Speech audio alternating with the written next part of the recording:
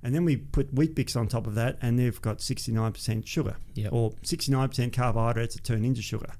The food for cancers, we know this since 1929, is sugar. So people are having a bowl of cereal and milk for breakfast, feeding themselves the cancer fuel. Yeah, and that's not even talking about Fruit Loops or any of the. You once explained to me very simply.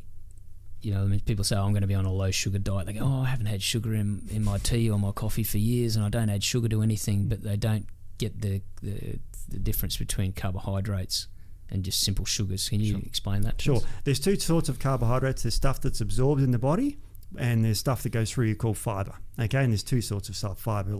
So the stuff that's not absorbed and the stuff that's absorbed. In, for example, Wheat Bix or refined carbohydrates, which is most grains are refined. You don't eat a whole grain, you chip your tooth typically. So they're typically refined. They're in a box, they're refined for you. About 60% of that is absorbed, and all of that carbohydrate turns into sugar, glucose specifically. And therefore, if you're having a bowl of, say, pasta, that's 70% sugar. That's a lot of sugar. So when Mum goes, don't drink the Coca-Cola, drink some water, and then puts a bowl of pasta in front of you, what's actually happening? Yeah, the pasta will end up as sugar.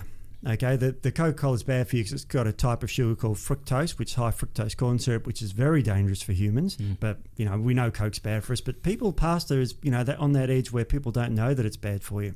Now you apply the rule that I said before: hunter and gatherer. Did you hunt down and kill a bowl of pasta? And people go, of course not. And so when I tell my patients, I say, well, that's probably not a food you want to eat all the time.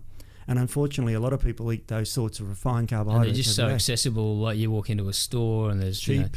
Tasty. Cereals and fruit roll-ups, which are pure fruit toast, and just all this crap. So can you maybe just break it down into what's a day's worth of food look like for someone that might consume like you're talking about? Sure. Okay. So a type of food that we'd look at is things like an omelette for breakfast would be a classic one. That you cut up any sort of vegetables you want, capsicums, whatever you want, with eggs. Don't put milk in it.